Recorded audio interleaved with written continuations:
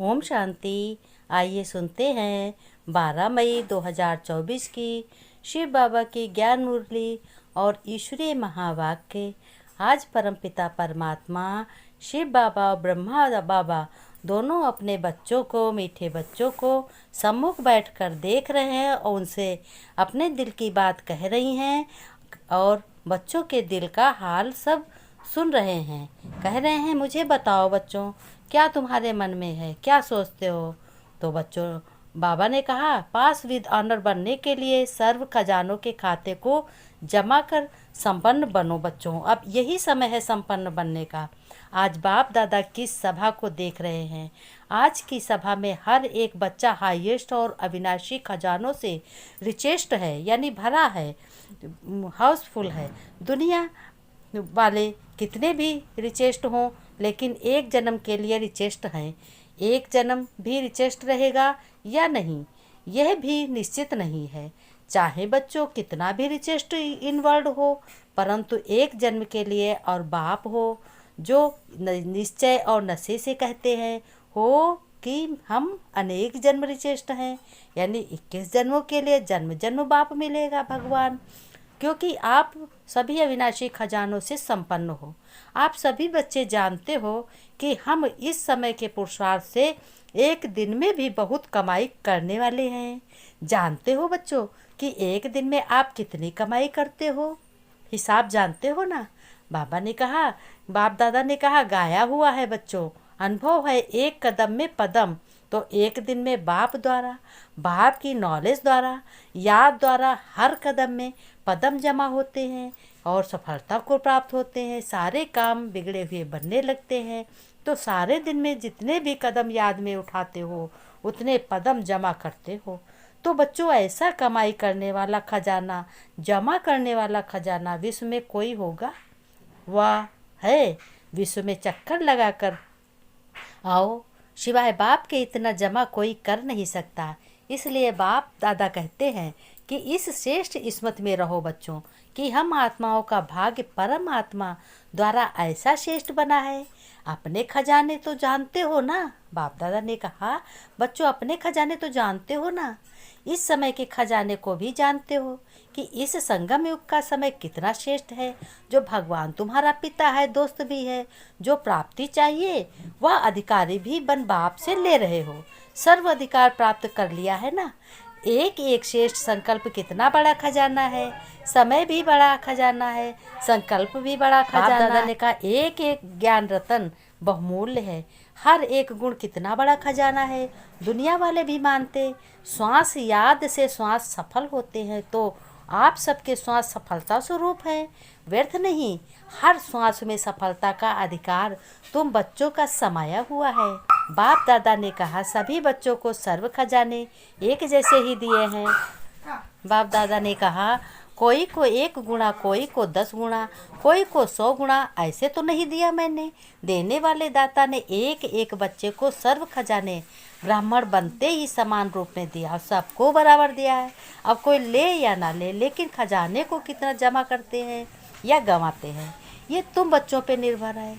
यह हर एक के ऊपर है। हर एक को चेक करना है कि हम सारे दिन में कितना जमा करते हैं और कितना गंवाते हैं। चेक करते हो? चेक बच्चों ज़रूर करना, क्योंकि एक जन्म के लिए नहीं है, लेकिन हर जन्म के लिए है। अनेक जन्म जन्म के लिए जमा चाहिए। मरे लगी। बाप दादा ने कहा, एक के साथ बिंदी लगाते जाओ तो बढ़ता जाता है ना। ऐसे ही आत्मा भी बिंदी, बाप भी बिंदी, और ड्रामा में भी बीत चुका वह भी बिंदी है। फुल स्टॉप अर्थात बिंदी। अगर हर खजाने को बिंदी रूप से याद करो तो जमा होता जाता है। अनुभव है ना। बिंदी लगाई और व्यर्थ से जमा होता जाता है। बिंदी लगाने आती है? बाप दादा ने पूछा। कई बार ऐसे होता है जो कोशिश करते हो बिंदी लगाने की, लेकिन बिंदी के बजाय लंबी लाइन हो जाती है। बाप दादा ने कहा, ये 1 लिखो, 1 के आगे बिंदु लगाते जाओ, देखो कई गुना जमा होता जाएगा, कितनी बड़ी संख्या बन जाएगी। इस तरीके से बिंदु बाप को याद करके और बिंदु आत्मा को याद करो, बिंदु ड्रामा को याद करो, कितना जमा खाता होगा। ये बच्चों इतना श्रेष्ठ है, बहुत ही लाभदायक है तुम्हारा। वरदान में बाबा ने कहा, ऊंचा बाप ऊंचे हम और ऊंचा कार्य, इस किस्मत से शक्तिशाली बनने वाले बाप समान भव। बाबा ने कहा, ऊंचा तुम्हारा बाप है, ऊंचा भगवान है, ऊंचे तुम हो, ऊंचा तुम्हारा कार्य है, क्योंकि तुम बेहद बाप के बच्चे हो। कोई उनके पास गिनती नहीं है। जैसे आजकल की दुनिया में कोई वीआईपी का बच्चा होगा तो वह अपने को भी वीआईपी समझेगा, लेकिन बाप से ऊंचा तो कोई नहीं है। हम ऐसे ऊंचे बाप की संतान हैं।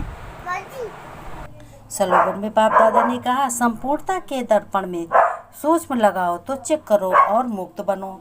ऐसे ही बच्चों अपना भाग्य श्रेष्ठ बनाते चलो और अपने घर को बहुत अच्छे तरीके से संभाल करो। मैं किसी को कुछ छोड़ने को थोड़ी कहता हूँ। खुश रहो, मुस्कुराते रहो, अपने कार्य को आगे बढ़ाओ और हर बात में बिंदु समझकर हर बात को चेक करो कि बिंदु जब भी है तो बिंदु बाप है, बिंदु आत्मा है, बिंदु ड्रामा है। जब पूरा स्टॉप हो जाता है तभी तो फुल स्टॉप लगता है। बाबा ने कहा, बच्चों तुम बहुत ही श्रेष्ठ हो, तुम ब्राह्मण श्रेष्ठ हो। अथनी बाबा ने कहा, तुम बच्चे बहुत ही भाग्यवान हो, क्योंकि तुम्हारा पिता भगवान है और भगवान ही तुम्हारा दोस्त है और सब कुछ है। जो भी संबंध से उसको याद करोगे। फिर बाप दादा ने एक बहुत ही मोस्ट बात कही है। बाप दादा ने कहा, देखो इस अव्यक्त मुरली में बाप दादा बच्चों के पुरुषार्थ के रिजल्ट सुना रहे हैं। कह रहे हैं कि बाबा ने 3 प्रकार के बच्चे देखे हैं। पहले है बाप दादा के सिर के ताज और दूसरे हैं गले के हार, और फिर बाप दादा ने कहा कि तीसरे हैं भुजाओं का श्रृंगार। बाबा ने कहा, बच्चों अब हर एक अपने से पूछे कि मेरा कौन सा स्थान है, हम कहाँ तक बने हैं और कहाँ तक बैठे हैं। तो अपने को बच्चे अपने को अपना जहाँ भी तुम्हारा मन जाता है अपने को समझो, बाबा तो बैठा दे पर बैठना तो आपको ही पड़ेगा ना। बाप की आज्ञा बहुत बड़ी है और बच्चे भी अब इस पुरुषार्थी के अलग अलग निशानियाँ हैं। बाप दादा ने कहा, अब बाप दादा ने नमस्ते की।